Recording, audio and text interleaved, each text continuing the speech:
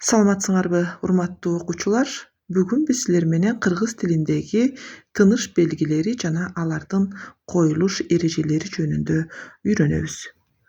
Тыныш белгилери бул сүйлөмдүн аягына же сүйлөмдөрдүн ичиндеги сөздөрдүн сөз тизмектеринин арасына коюлуучу белгилер. Пикир алышууда интонация абдан чоң роль ойнойт. Оозеки тил менен такай бирге жүрүүчү ажырагыс бөлүк болуп эсептелинет. Ал эми жазма тилде ошол интонацияны биз тыныш белгилери аркылуу көрсөтөбүз. Маселен, сүйлөмдө жазылган ойду так, туура түшүнүү үчүн тийиштүү тыныш белгилер дайыма туура коюлушу керек. Сүйлөмдүн синтаксистик түзүлүшү так ажыратылат. Эгер биз тыныш белгилерин туура койгон болсок, анда сүйлөмдүн мааниси терең, туура ачылып берилет. Ага биз чекит, суроо белгиси, илеп, кош чекит, сызыкча, тырмакча сыяктуу белгилерди коебуз. Чекит бул жазуу жүзүндө сүйлөмдүн толук бүткөндүгүн билдирүүчү сырткы белги болуп эсептелинет. Чекит дайыма жай сүйлөмдөрдүн аягына коюлат.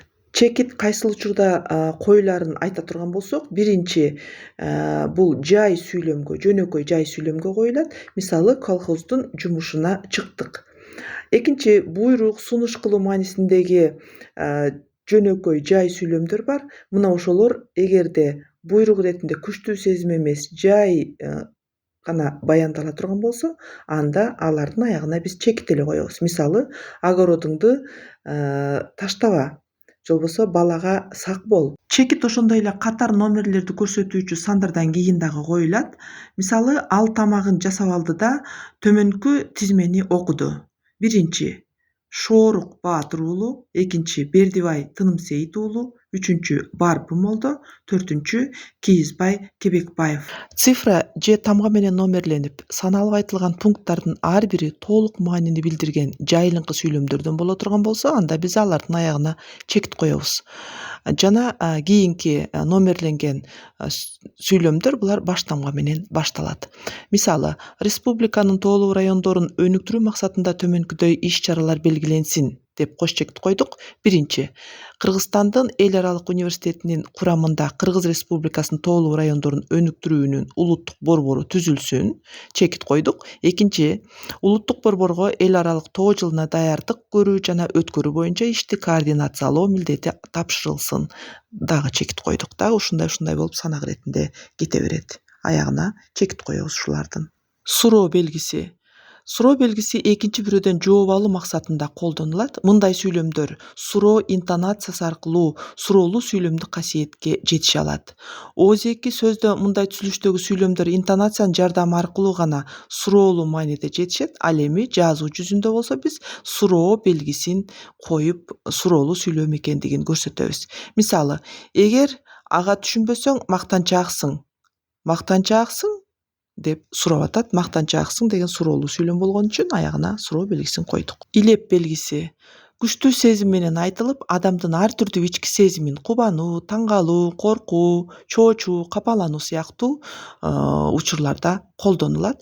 Мисалы, билип койгула, мен сөзсүз мектепке окуйм деп көңүлүм көтөрүлүп сыймыктанып келе жаттым. Бул жерде билип койгула жана мен сөзсүз мектепте окуйм деген күчтүү сезим менен айтылып аткандыгы үчүн илеп белгисин койдук. Сырдык сөздөр булар дайыма кубануу, таң калуу, ыраазы болуу, чоочуу сыяктуу эмоционалдык маанини бергендиктен алардын аягына биз дайыма илеп белгисин коебуз. Мисалы, гүлдүн көрктүүсү кызгалдак эмеспи, чиркин.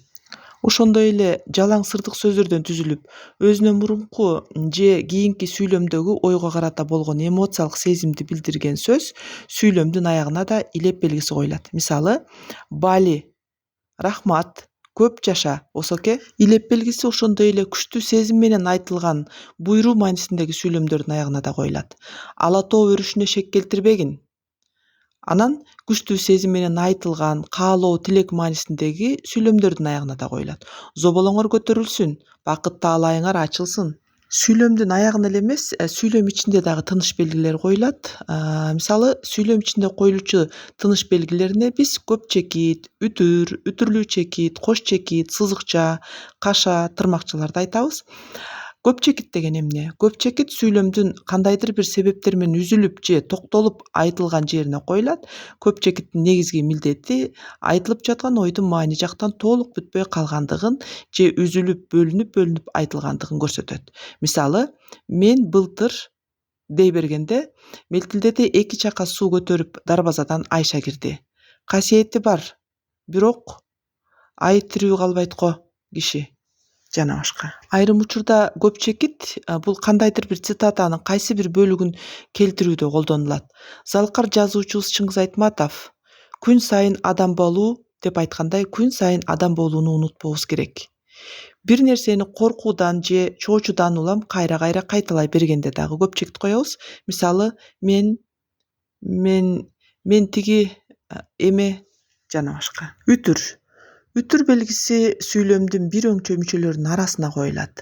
Майданга жылуу кийим, акча, эт, сүт, дан, май берип жатабыз. Бир өңчө мүчөлөр да байламтасы аркылуу байланышканда, да деген байламтадан кийин коюлат.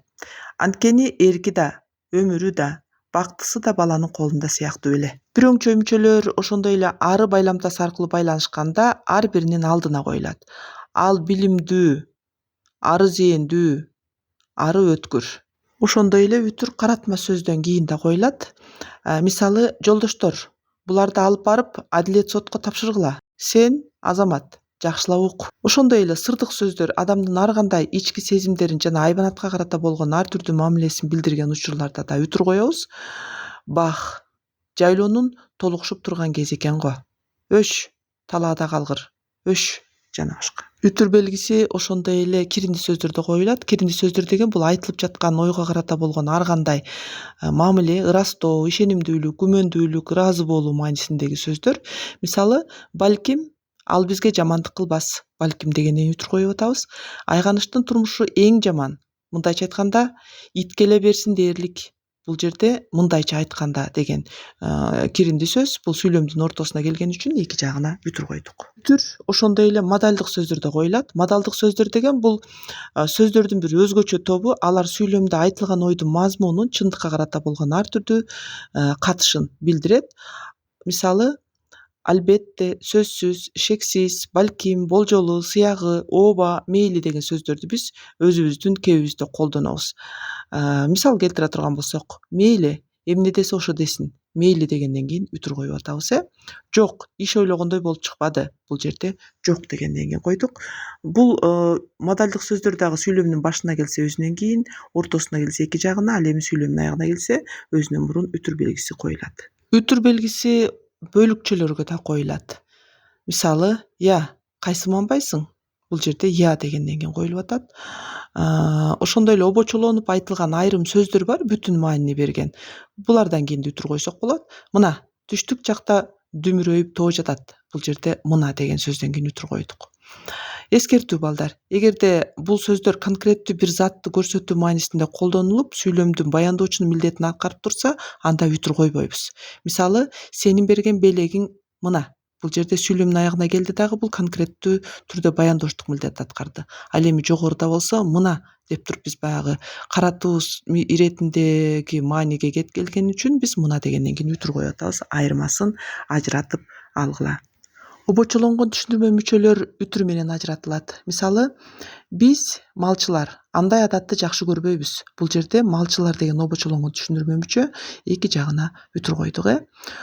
Кой деген терс маанидеги этиш, эмне деген сурама ата тоош да сүйлөм мүчөлөрү менен байланышпай, алардан бөлүнүп, обочолонуп калган болсо, анда дагы биз үтүр коебуз. Мисалы, кой, эмнеси болсо да баралы дегенде, ошондой эле эмне? Биз барсак болбойт бекен? Бул жерде эмне дегенден кийин үтүр койдук. Чакчыл түрмөктөр да үтүр менен ажыратылат. Мисалы, аларды айландыра курчап, элүүдөй бала отурду. Бул жерде аларды айландыра курчап деген чакчыл түрмөктөн кийин үтүр койдук. Үтүрлүү чекит. Татаал сүйлөмгө бириккен жөнөкөй сүйлөмдөрдүн өз ичине коюлган үтүр белгилери болсо, ал үтүр белгилери менен татаал сүйлөмдүн тутумундагы жөнөкөй сүйлөмдөрдү ажыраткан үтүр белгилерин чаташтырып албоо үчүн ар бир жөнөкөй сүйлөмдүн чеги үтүрлүү чекит менен ажыратылат. Мисалы, Чүкөбай Зууранын кажыбас кайратына, акыл эсине ишенди. Андан кийин эми үтүрлүү чекит койдук, байкагыла. Орундуу ишин көрүп, олуттуу сөзүн угуп, ошондой болууга өзү да тырышты. Өтүрлүү чекит мурунку шашкалаң мүнөзү калды. Кош чекит. Кош чекит бир өңчөй мүчөлөрдөн мурун келген жалпылагыч сөздөн кийин коюлат. Мисалы, өрдөктөр үчөө. Бири соно, бири чүрөк, үчүнчүсү темир канат балапан. Бул жерде жалпылагыч сөз үчөө деген, ошондон кийин биз кош чекит койдук. Байламтас тең байланышта татаал сүйлөмдөрдүн тутумундагы сүйлөмдүн маанисин экинчи сүйлөм ачып, конкреттештирип турса, жалпыланган маанидеги биринчи сүйлөмдөн кийин дагы биз кош чекит коебуз. Мисалы, анын мойнуна тагылган кызматы бар. Кош чекит койдук. Эми айтабыз, ал айыл өкмөтүнүн катчысы. Кош чекит төл сөз тике сөздөн мурун келсе, төл сөздөн кийин кош чекит коюлат. Мисалы, элде мындай макал бар. Кош чекит койдук, анан бөтөн сөз айтып атабыз, ойлобой сүйлөгөн оорубай өлөт. Сызыкча. Бул бир өңчөй мүчөлөрдөн кийин жалпылагыч сөз келсе, жалпылагыч сөздөн мурун биз сызыкча коебуз. Мисалы, Жапар, Жамиля, Лена төртөө мектептен чыгышты. Бул жерде Жапар, Жамиля, Лена деген бир өңчөй мүчө, андан кийин жалпылагыч сөз келди. Экөөнү ажыратыш үчүн биз сызыкча койдук. Ошондой эле баяндоочтун милдетин атооч жөнөмөдөгү зат атоочу аткарса, анда ээ менен баяндоочтун ортосуна сызыкча коебуз. Мисалы, СССР космосту биринчи ачкан өлкө. Бул жерде СССР дегенден кийин сызыкча койдук. Ээнин да баяндоочтун да милдетин абстрактуу маанидеги сан атоочу аткарып калса дагы биз сызыкча коебуз. Мисалы, 5 жерде 5 сызыкча 25 койдук. Баяндоочтун милдетин кыймыл атооч, затташкан сын атооч, атоочтук аткарса сызыкча коюлат. Мисалы, биздин милдет билбегенге билдирүү. Салыйдын жоолугу кызылы. Байламтас тең байланыштагы татаал сүйлөмдүн тутумундагы жөнөкөй сүйлөмдөрдүн экинчиси маани жагынан биринчисине кескин түрдө каршы коюлса, анда жөнөкөй сүйлөмдөрдүн арасында биз сызыкча менен ажыратабыз. Буту жок жүрөт, тили жок сүйлөйт. Баяндоочу кыскартылып айтылган сүйлөмдөрдө дагы сызыкча коюлат. Мисалы, эт этке, сорпо бетке. Ошондой эле тике сөздөн төл сөздү ажыратуу үчүн дагы биз сызыкча коебуз. Аны жакшы билесиңер. Ким иштебесе сызыкча койдук деген Ленин. Андан кийин да сызыкча койдук, ал иштебейт. Ошондой эле диалог иретинде айтылган сүйлөмдөрдүн башына дагы биз сызыкча коебуз. Мисалы, атың ким? Таалайбек. Кимдин баласысың? Жакыптын. Урматтуу балдар, тыныш белгилери кайсыл учурда кандай эреже менен коюла тургандыгын силер толук түшүндүңөр деген ишеничтемин. Анда эмесе кийинки сабакка чейин көрүшкөнчө саламатта болгула.